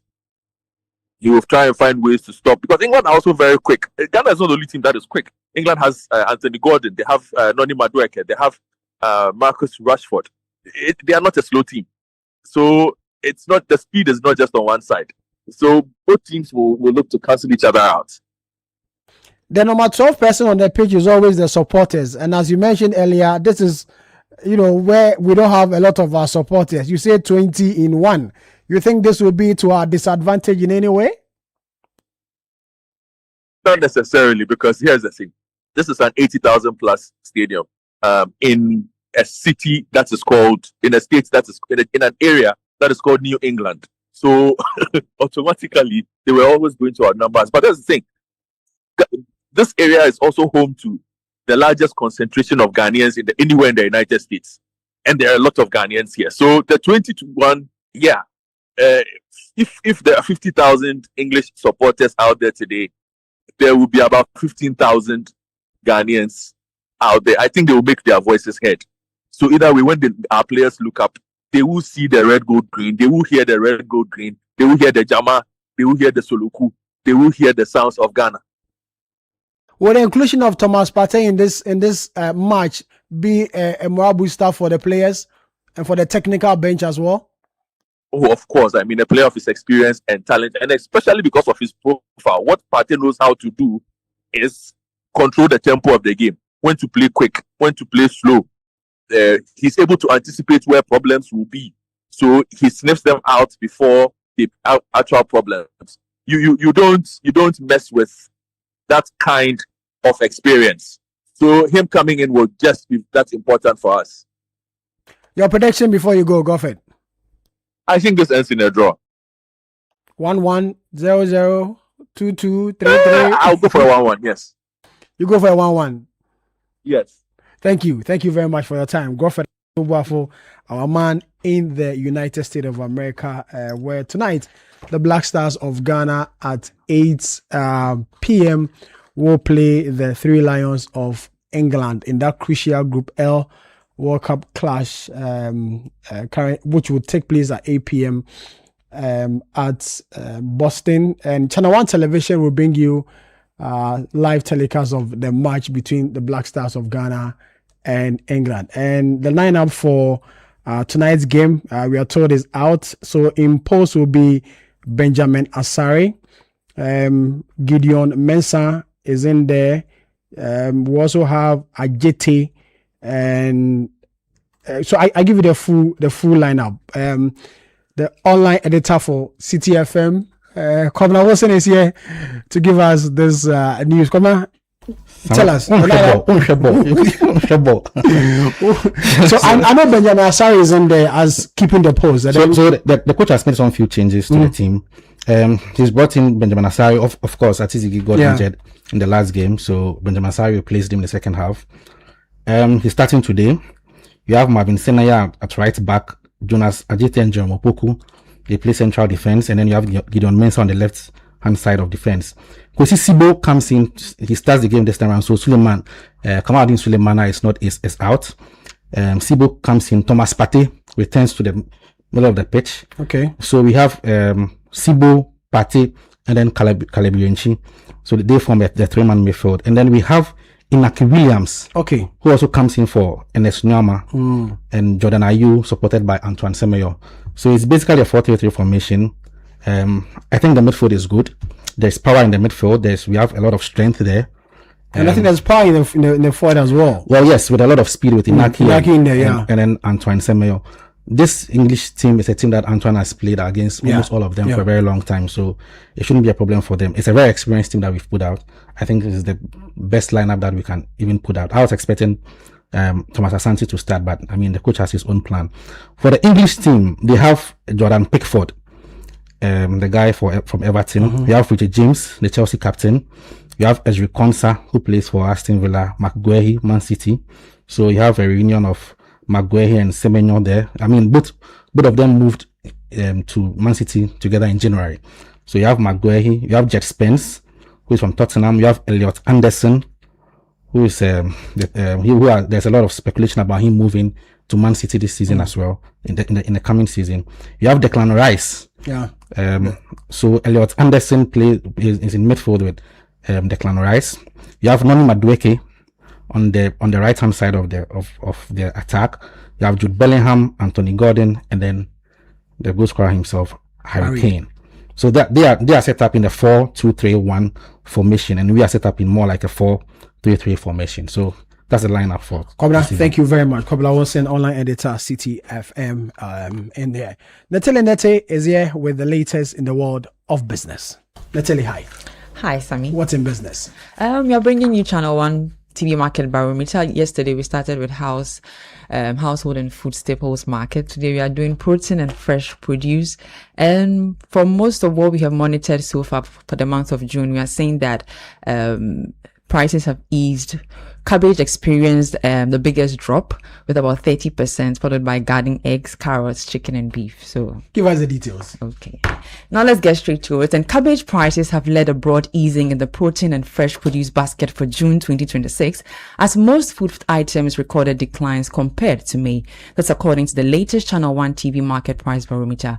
The data points to a general softening in market prices across Accra, driven largely by improved supply conditions and select commodities, even as a few items edged higher or remained unchanged. Here's the breakdown. The latest Channel 1 TV Market Price Barometer for June 2026 shows a broad downward adjustment in prices across the protein and fresh produce basket in major markets in Accra, with cabbage recording the steepest movement. It recorded a sharp 30% decline, with the price of one average head falling from 40 Ghana cedis in May to 28 Ghana cedis in June. Traders attribute the drop to improved supply flows and increased market availability compared to the previous months. Garden eggs also recorded a significant decrease of 15.46%, easing from 97 Ghana cedis to 82 Ghana cedis per 4.5 litre bucket, reflecting improved supply conditions in the fresh produce market. Within the poultry and meat segment, foreign live chicken prices declined by 7%, falling from 200 Ghana cedis in May to 186 Ghana cedis in June, as market supply pressures eased slightly.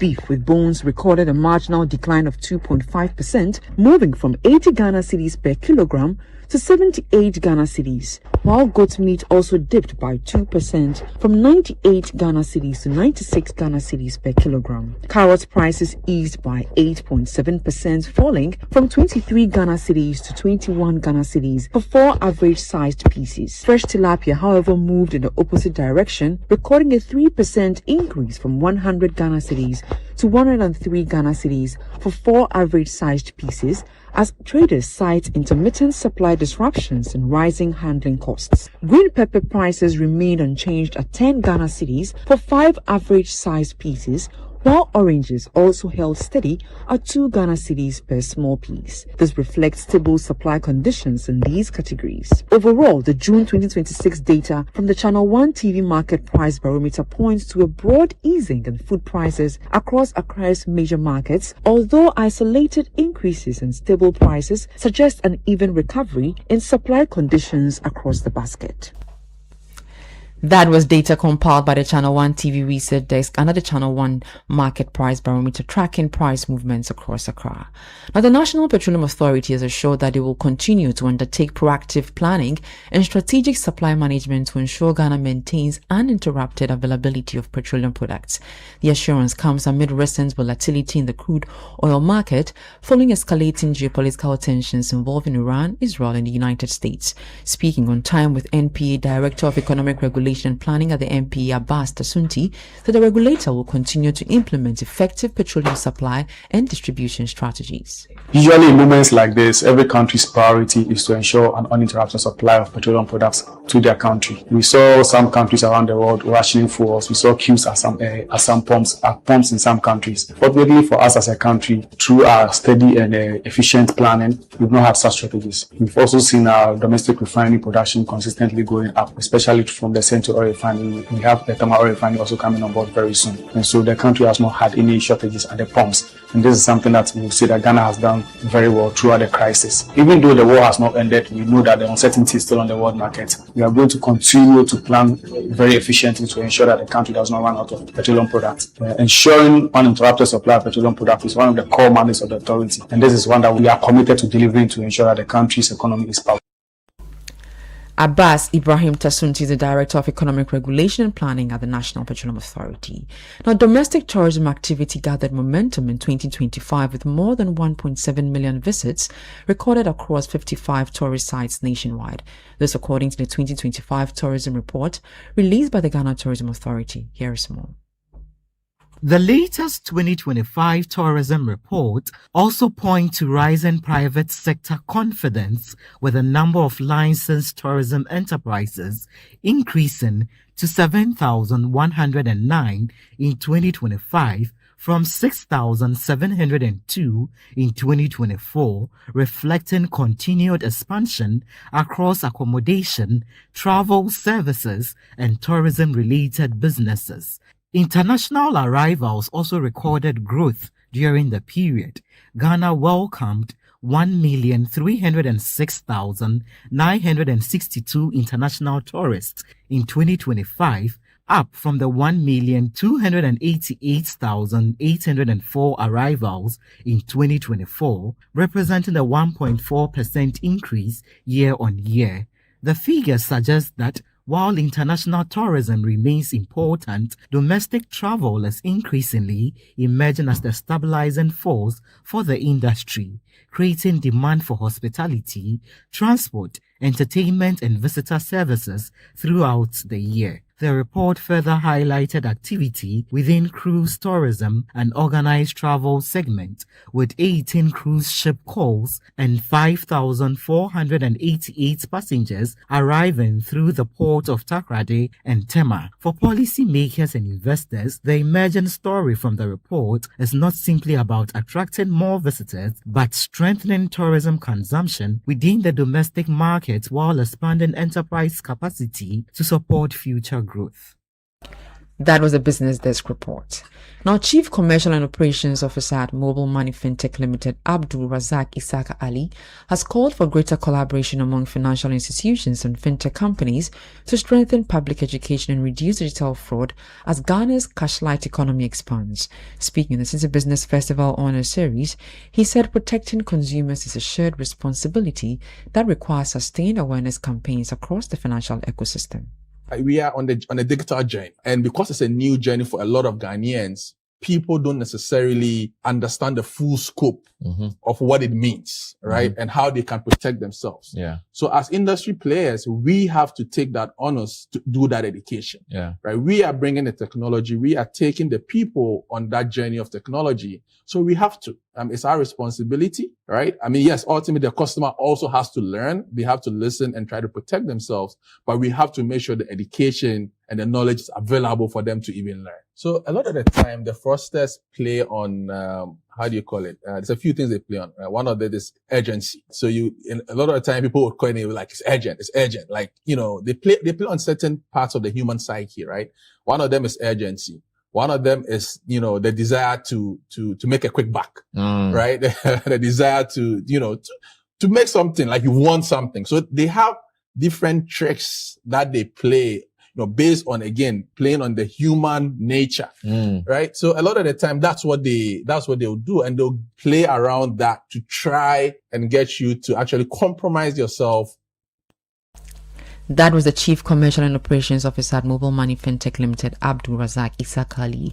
The 2026 City Business Festival is powered by 97.3 Citi FM and Channel 1 TV in partnership with Absa Bank. It's proudly sponsored by MTN, Zundate Ghana Limited, Absa Bank and Petra Trust. Now, Stanbic Bank has extended support for the Supporters Union of the 2026 FIFA World Cup to enhance its role in projecting Ghana's image on the global stage. The bank has provided each leader of the supporters group with a Stanbic Money Wallet card preloaded with a minimum of $200 to facilitate seamless and secure transactions during international travel. The support package also included 100 tracksuits aimed at promoting a strong and unified national identity as the supporters rally behind the Black Stars.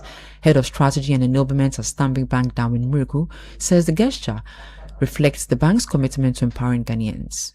Supporting the Supporters Union is therefore both symbolic and strategic. It ensures that Ghana's voice, pride, and resilience are felt wherever the Black Stars compete. By investing directly in the Black Stars and their supporters, we strengthen the ecosystem around the game of football and the team, because success on the field is amplified by belief in the stands. Our support is practical, targeted, and impactful. For a start, we are supporting 23 leaders of the union with Stanbic Money Wallet cards, each loaded with a minimum of $200 USD. This is to support them and inspire them to cheer the team to greatness. We also have 100 tracksuits to ensure a strong, unified Ghanaian presence among the supporters at the event. Darwin Muriku is Head of Strategy and Enablement at Stanbic Bank. And that's it for Business on Eyewitness News.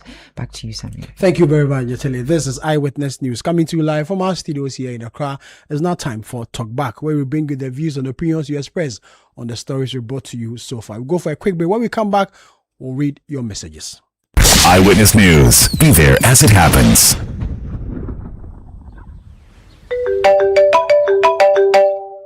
Hello, good afternoon. I am calling from your bank. We are currently experiencing a system downtime, so we need to secure your account. Please, can you confirm your account number and your login details so we can restore access immediately? Yes, your username and password, just to verify. Beware of fraudsters. Your bank will never ask for your login details, PIN or password over the phone. Shine your eye. Spot the fraud. Stop the fraud. This message is brought to you by the Ghana Association of Banks. If you spot the fraud, you will fit to stop the fraud. Make you know they lose God. June is for business here at Citi FM and Channel 1 TV. This June, the ideas get bolder and the future of Ghanaian business takes center stage. Welcome to the City Business Festival 2026. For the entire month of June, 97.3 Citi FM and Channel 1 TV bring together the thinkers, builders, innovators, and dreamers shaping the future of enterprise in Ghana. From powerful business forums that spark meaningful conversations to insightful on-air discussions with industry leaders and change makers, to stories of resilience, innovation, and ambition from Ghanaian entrepreneurs. This is more than a festival. It is a movement of ideas, strategy, and impact. Whether you're starting small, scaling big, or simply dreaming of your next breakthrough, the City Business Festival is your platform to learn, connect, and grow. Join the on-air series every weekday at 9 a.m. on the City Breakfast Show on 97.3 Citi FM and at 11 a.m. with a repeat at 6 p.m. on Channel 1 TV. This June, let's challenge businesses. Let's refine ideas. Let's create impact. Call 0205-973-973 for further details. City Business Festival 2026. Driving ideas into impact. The City Business Festival 2026 is powered by 97.3 Citi FM and Channel 1 TV in partnership with Absa Bank, and it's proudly sponsored by Absa Bank, MTN, Zondate Ghana Limited, and Petra Trust.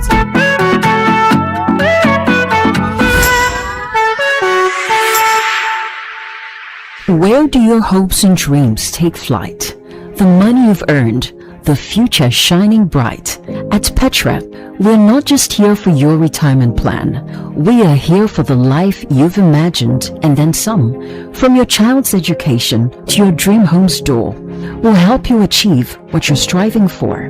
Petra is here, steady and strong. Your wealth in safe hands, where it belongs. With investments that grow at rates that compete, we build your future with every heartbeat. That's Petra, your partner. Come joy or strife, guiding you toward the dreams that define your life. For your pensions, investments, loans, and more, visit our website at petraonline.com or call 0242 435037. Petra, achieve more.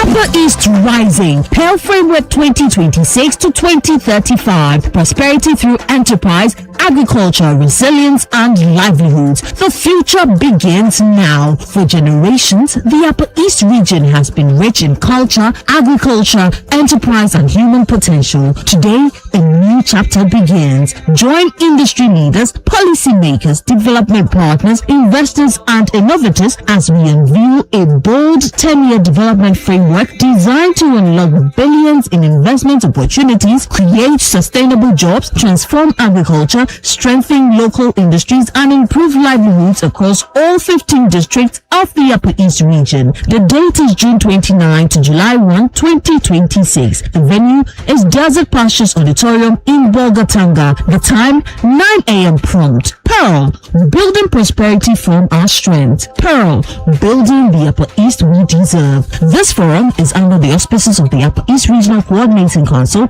members of Parliament from the Upper East region, and the Importers and Exporters Association of Ghana. Media partners, Citi FM and Channel 1 TV.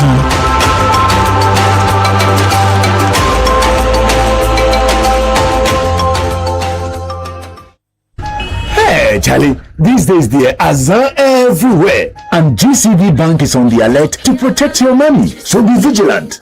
I should share my OTP with you. How can you tell me this story? Masa, one-time PIN will be group work, so don't share. Azan, they say share your PIN for them to help you. Azan, on no link, no click so Azan, free ATM help, say. My friend, look sharp. GCB Bank will never ask for your PIN, OTP, or Ghana card details. Don't fall victim. Think before you click or send anything. Azan Boys Day Street. So DG, call 0800 422 42223 or WhatsApp 0202 422 422 when in doubt. This fraud alert campaign, Azan, is brought to you by GCB Bank, your bank for life. Eyewitness News. Be there as it happens. You're welcome back. This is Eyewitness News coming to you live from our studios here in Accra.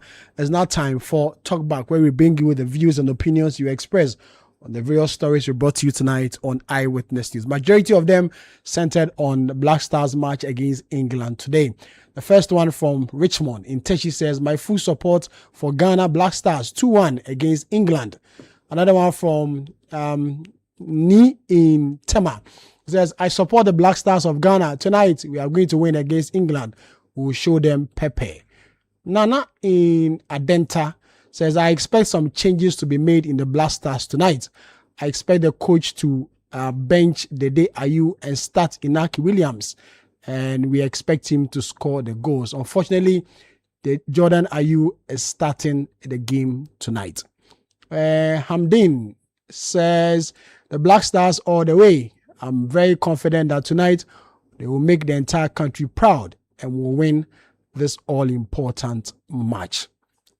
Issa in Teshi again says, we expect the Black Stars to win tonight. Nothing from this England people can stop our happiness. The Black Stars all the way. They will win and they will make the entire country proud. Vero in Tema says, tonight is tonight. All we need is a draw. A draw against England will ensure our qualification to the next stage of the competition. The Black Stars should go all out play their hearts out and have fun in this game. Kobna in Kaswa says we expect the coach to ensure that the Black Stars win tonight. The game against Panama was shaky, but with every confidence, we know that the Black Stars are going to make us proud tonight and win against England. The Black Stars are on the verge of making history, and we have every confidence that tonight they will win this match. Ose Black Stars, our food is ready, and we have eaten before this match. And the last one from it came without a name. It says, tonight is tonight. The Black Stars make us proud. Go Black Stars. Go Black Stars. Majority of Ghanaians are confident that tonight the Black Stars of Ghana will make us proud. And we also expect them to make us proud in this crucial match against the Three Lions of England. And that's how we end today's edition of Eyewitness News. That came to you live from our studios here in Accra. My name is Sami Wiafe. Show produced by Kwabna Wilson, Beverly London, Juliana Odame, and technical assistant from Desmond Nyako. So we come your way again tomorrow. We wish the Black Stars all the best. And may the good Lord be with us all. City News. We speak first. Reach our hotline on 0302 22